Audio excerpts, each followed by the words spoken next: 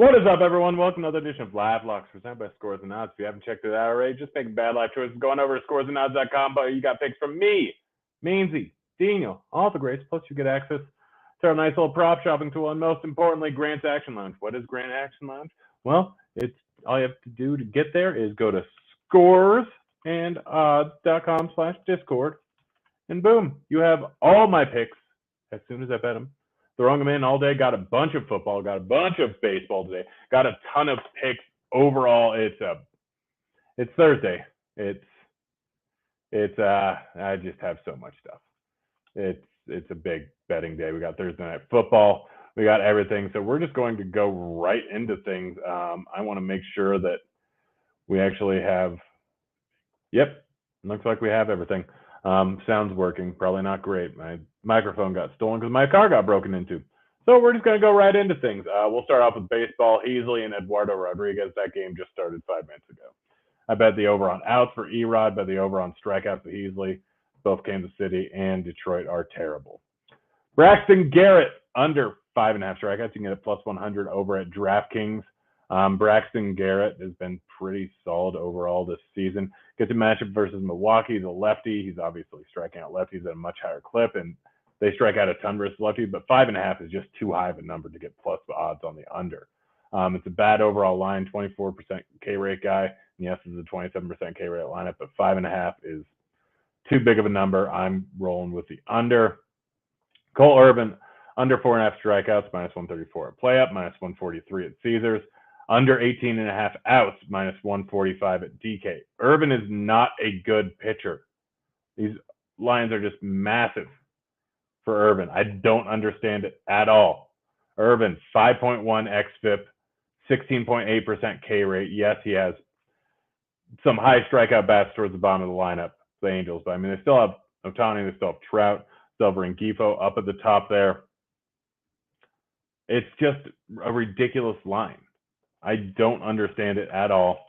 Cole Irvin is not a guy that goes that late into games. Yes, he's had a few 7-inning outings so far, but he's been getting out at like 75 pitches recently. I just don't understand over 6 innings here.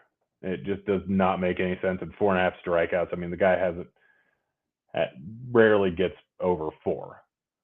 So he did have 1 7 strikeout or 11 strikeout game versus Miami. That's kind of been it. He's a low strikeout pitcher. There's an easy under here. John Gray over 4.5 strikeouts draws a not bad lineup or matchup going up against Seattle. John Gray is an above average strikeout rate pitcher, 26.5%. And they have Haniger, Suarez, Rowley, Kalinick, all the guys that strike out big with a lot of low strikeout bats. 4.5 is too low of a line for this good of a strikeout pitcher. Again, this line's the same as Cole Irvin, who's a 16% K rate pitcher. It does not make sense to me. Granted, there's heavy juice on the over here for Gray, but it's just a bad overall line. Marco Gonzalez, over 17.5 outs, over 5.5 hits allowed. Marco Gonzalez is not a great pitcher. But he tends to go deep into games, does not walk a lot of guys. Ball gets put in play a ton. He throws a lot of strikes. Going up against a Texas team that has just a bad bottom half of the lineup. Looking at his game log, you see here that 5 innings, 6.1, 6, 7, 6, 6. He's going late into games and giving up a lot of hits. 8, 7, 2, 5, 7, 4, 6, 9, 8, 9. He's going to give up hits, and he's going to go later into the game. May get unlucky and end up giving up too many runs, get pulled early, but one of these will likely hit, and there's a decent chance that both of them do. John Gray over on the other side, over 3.5 hits, just too low of a number going up against a good Seattle team.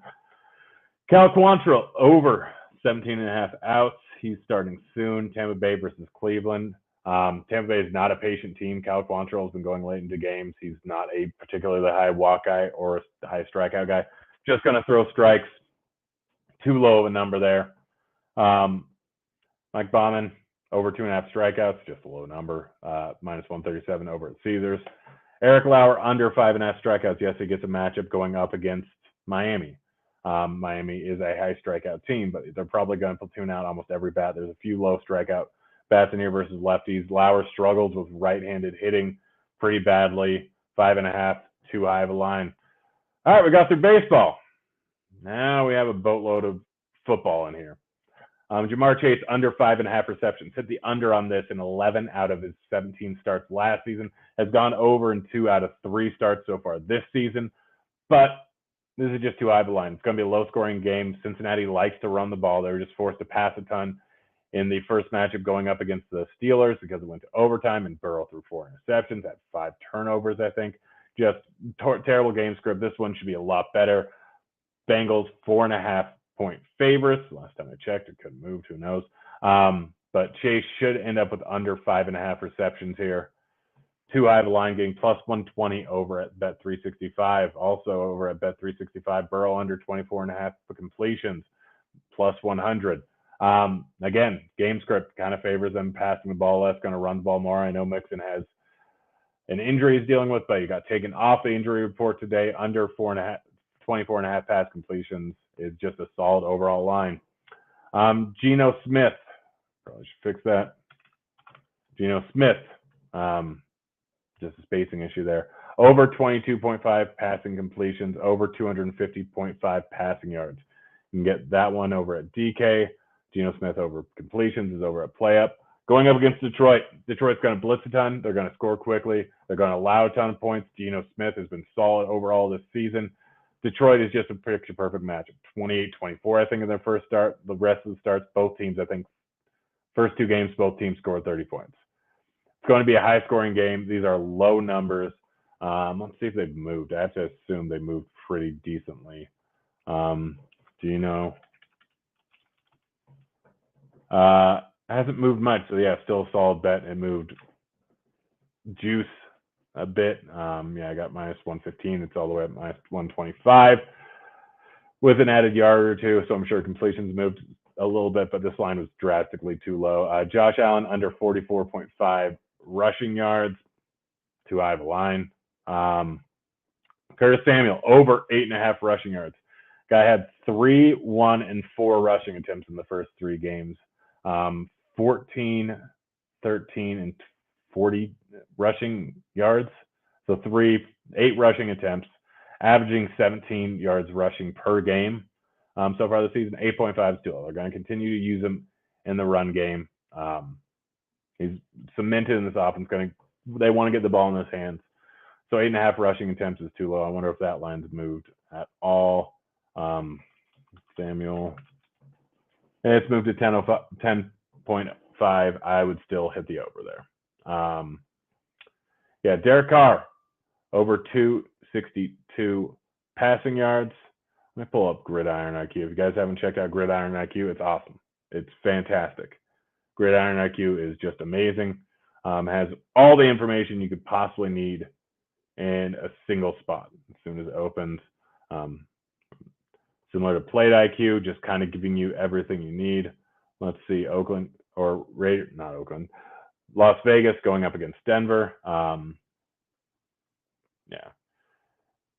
Shows efficiency, shows production, shows target share, shows snap rate, shows everything. But, I mean, Derek Carr, even if Renfro doesn't play this week, has Adams, has Waller, has a bunch of guys. Denver defense has been solid enough, but hasn't been great. 262 yards. I wonder if that line's moved too.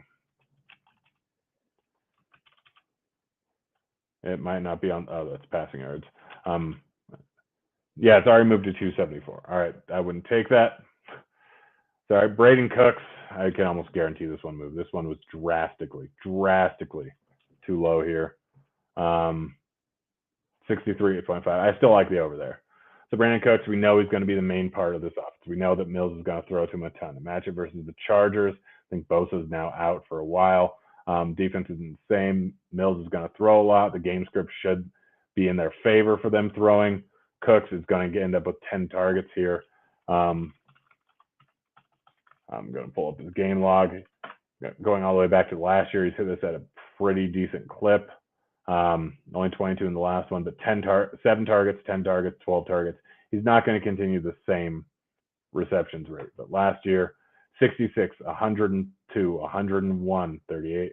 Like the targets with Mills in the offense have been fantastic. He is the focal point. I think he's at 30% target share. I'll pull it up here as soon as I find this. Where I got Chargers. Looking at Houston. So again, 27.6% target share. Week 1 had 34, went down the last 2 weeks, but in this spot, they should target him a ton. This line is drastically too low. Tyler Lockett over 60.5 receiving yards. I know this one has moved. Here's a nice little prop shoving tool. 62.5 with heavy juice on the over. I'd prefer 63.5, but it's still very, very solid line. Tyler Lockett game log. Bring it over here. 11 targets, 9 receptions in each of the last 2 games. Geno Smith's going to throw into a again. I love this matchup. Love it for Seattle going up against Detroit. Detroit has just been awful on defense. They're going to blitz. Lockett can easily break off a massive play at any given time. Volume has been huge. It's going to be huge in this spot. I have the over on Geno Smith completions, so I'm rolling with this too. Well, that's it. We rolled through everything. Here are the bets. Here's the site it's at. Here's the sport. Here's what I wagered, which is generally just whatever they'll let me get down. DraftKings finally cut me off.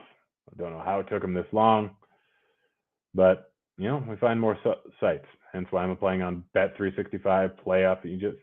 Bally Bet's up next, I think, after to sign up for. But that's it. That's the show. Hope you guys enjoyed it. We're out of here.